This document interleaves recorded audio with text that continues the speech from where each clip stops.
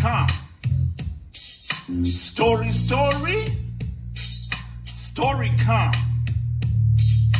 Paukwa, pakawa.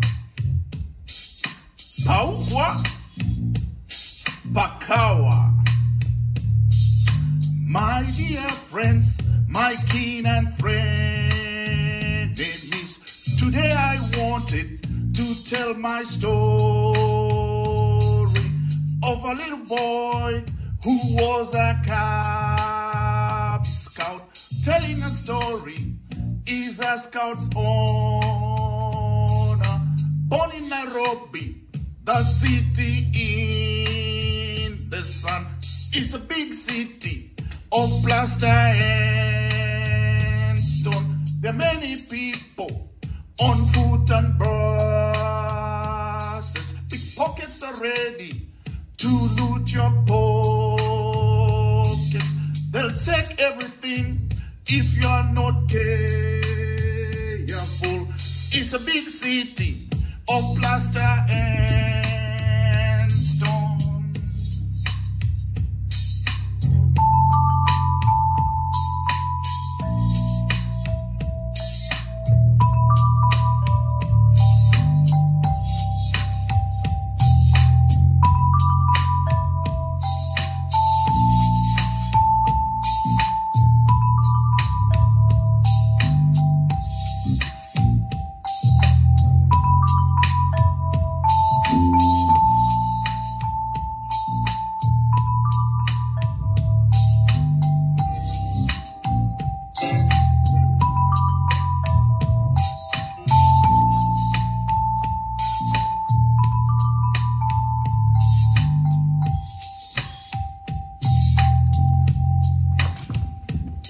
So, I went to Mbagathi primary school. Mr. Muredi was my headmaster. And of course, Alec, my father, was my tailor. He made all the clothes that I wore to school. And for my shoes, he sent me to Oyo, the local cobbler, to make me custom-made shoes. Of course, other parents sent their kids downtown to buy them shoes from Bata Shoe Company. But I wore shoes made by Oyo. All our uniforms were made by my dad, Alec. And so I went to school. And it was a nice time in elementary school, or primary school, if you want to call it. And I really liked the Boy Scouts. But I was told, you are too young to join Boy Scouts, so you're going to join the Cub Scout. So I talked to the teacher, and the teacher said, you've got to buy the uniforms for the Cub Scout. But guess what? My father could not afford the uniforms for the Cub Scout. So he used his skill. He tailored my Cub Scout uniform. And boy, I look sharp. I look smart. So I went and I joined the Cub Scout with the uniform that my father made. And guess what? We were selected to go and represent my school at the national celebration of Independence Day. I guess it was the Madaraka Day. And as we were selected, who was gonna march past the president of the republic, they said this Boy Scout was too little, too young, too petite, too small to pass with the other boys. And so guess what they gave me? They gave me a flag. And with that flag, I was to stand directly opposite the presidential dais, holding my flag. And there were other officers also of the Army, the Navy, the Air Force, the National Youth Service, The police, they were all there with their flags, because at this point is when the platoons or those who are marching, when they come through, they reach here and they give a salute to the president. So the flag I was holding was to cue my scouts, my Cub Scout team, to salute to the president. So I stood there and I held my flag. Well, on this day, the army came and they went through. The Navy came and they went through. The police came and they went through. And then when the Air Force were doing their thing, they were usually accompanied by the aeroplanes, the jets, the supersonic jets. And so there was this cadet who felt like he really wanted to impress President Jomo Kenyatta. This was in 1975. 1975. And he brought the plane. And when he brought the plane, he brought the plane so low and then came right at Uhuru Park in the center. There were many people on the dais. And he brought the plane like this, and then he went straight up. Then he went all the way up. You know how the plane goes beyond the speed of sound. So the sound was left behind, and the plane went way up there. And then the unthinkable happened. The plane burst into flames. And boy, oh boy, when there is a huge crowd of people and a plane bursts into flames up in the sky, the people got chaotic and there was commotion and the plane was coming down and the people decided to scatter, helter and scatter, and there was pandemonium. And ladies and gentlemen, I was instructed to hold my flag. Now, you know, it was a great day, but there was a lot of pandemonium and there was a lot of people who stumbled on each other. But it happened too quickly and I didn't know exactly what was going on. Like I said, this was in 1975. To be honest, I was 10 years old. 10 years old. So there was a lot of injuries. There was a lot of people who died. And I stood there with my flag. And I went, after all the chaos, I walked back home. When I arrived home, I found a lot of worry at home. Because surprisingly, my mother had everybody, because the event was being televised live and people were watching it on TV and listening to it on the radio. And my mother was really worried that her little boy had gone to this event, and now she was worried whether I was among the injured. In fact, I'm told that she actually went to the casualty department of the main hospital to check if I was okay. And thank God, she did not find me there. So she was worried that I could be somewhere else, perhaps even dead. So when she saw me coming home, okay, my mother cried with joy.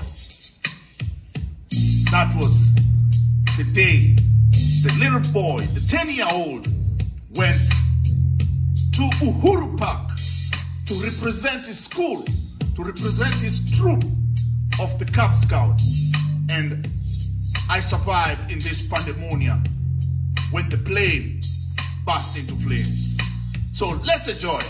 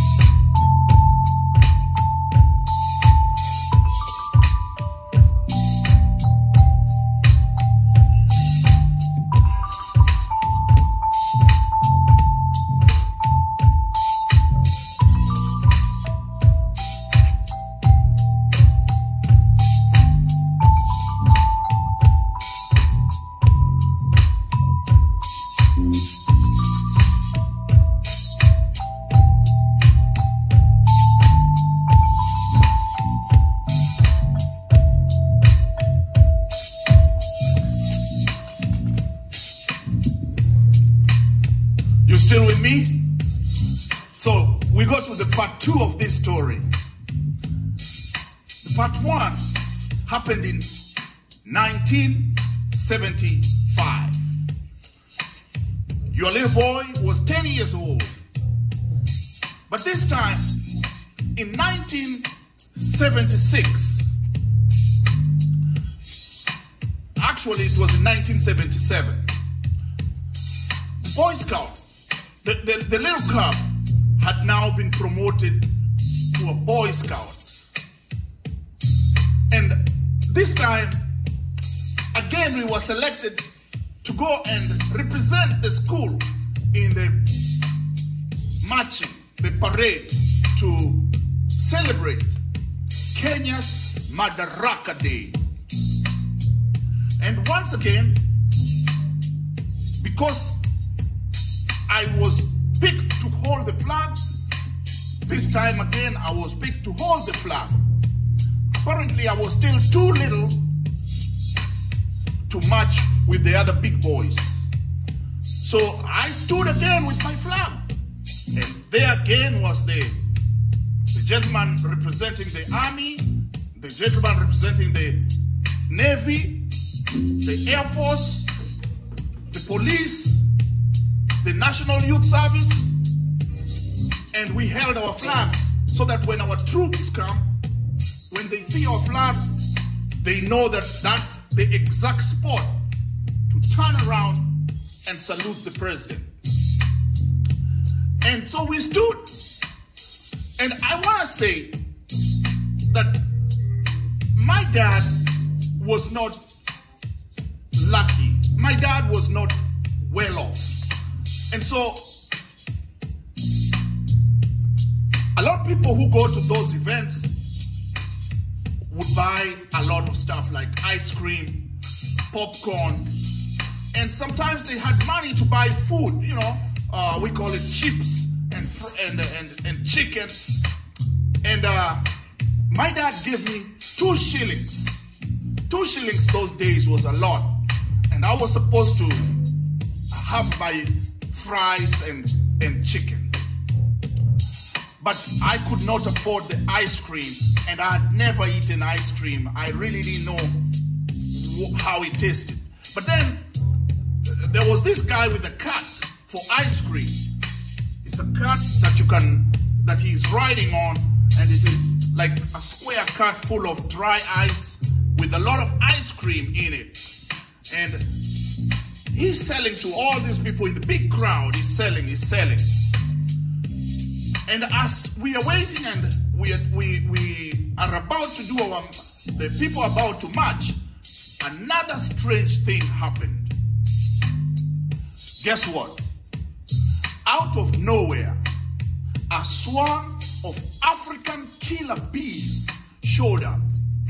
And they came with the crowd. And I'm telling you, you think the swine is scared of the bees. When those bees appeared, they came by the crowd and zoomed around. Mind you, the president is sitting right there. And this crowd is a huge crowd at Uhuru Park, sitting over a huge hill. Thousands and thousands, perhaps 100,000 people. When these bees came, there was pandemonium. People ran. People were trying to avoid being stung by the bees. And there was a lot of pandemonium. People stumbled on each other. And there I was with my flag. I stood with my flag waiting for my troop. I didn't understand what the heck all this is going on, but because I was under orders, you know, a scout's role is to keep honor. So I was holding my flag. And before you know it, people had scattered and ran and gone. And I looked on my right side and there was this cart full of ice cream. I was thirsty, and I had never eaten ice cream. And everybody was gone. People had scattered and gone. So what could I do? I commandeered this cart and I started pedaling it towards the general direction of my home. Now my home was about 3 miles away from where all this was happening. And to get to my home is a hill. It's hilly. So climbing these hills with this cart was not easy. So I arrived somewhere halfway where a classmate of mine used to live there. That classmate of mine was called Ayub and Bakari. They used to live by the Nairobi club there. And when I arrived there, Ayub was out there. They were playing a little soccer game, and I brought the cart full of ice cream. Boy, oh boy, we ate ice cream and enjoyed. And by the time I arrived home, the cart was no longer had any ice cream. I left it somewhere there. But when I arrived home, again, I found my parents were real worried. They were real worried. What happened? But when they saw me, they were really relieved, because what I was told is that at the casualty department, which was within the area that we lived by this huge hospital. But at the casualty department, there was a lot of people who were injured. And there were also several deaths. People who were trampled on each other had died and had been brought there for treatment and taken to the mortuary. And so that was my lucky and my second lucky day of going to the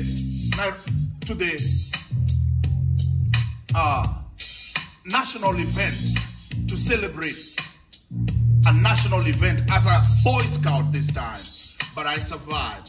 So let's celebrate.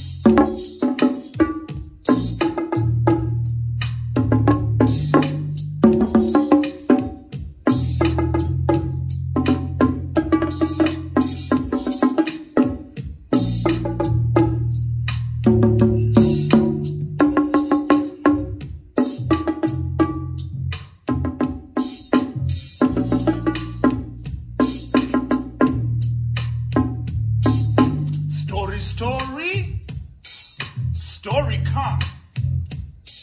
Story, story come. Paukwa, pakawa.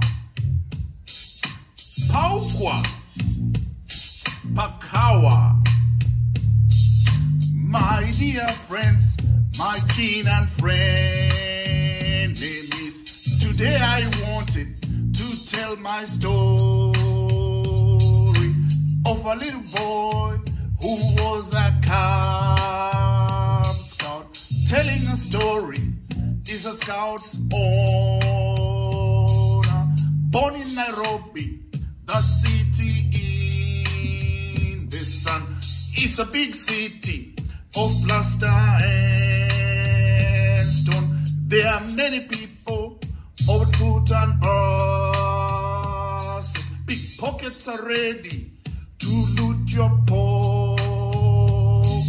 They'll take everything if you're not careful.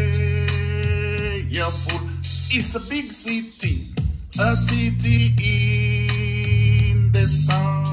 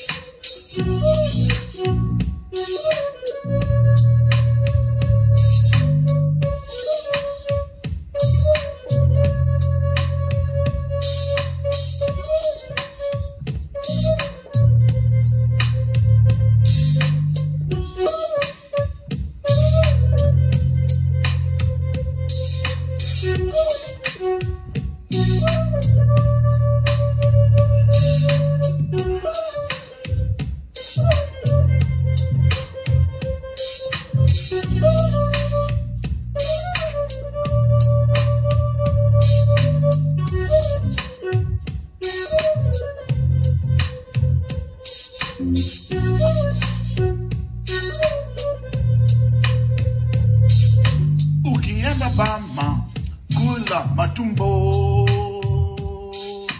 Ukienda Kariako, kula kuku.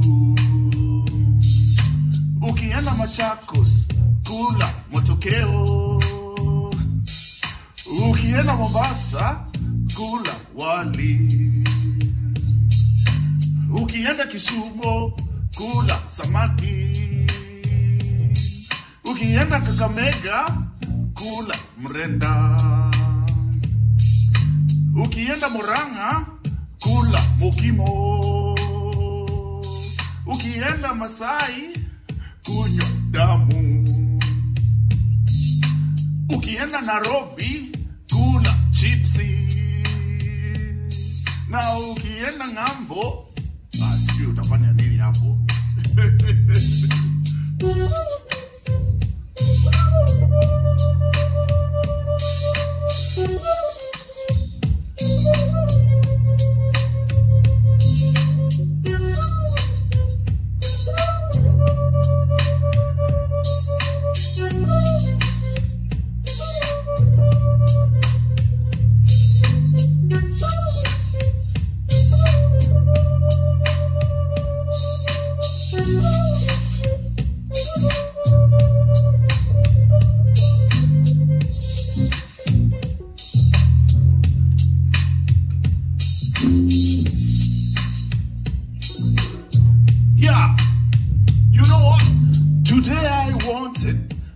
Tell my story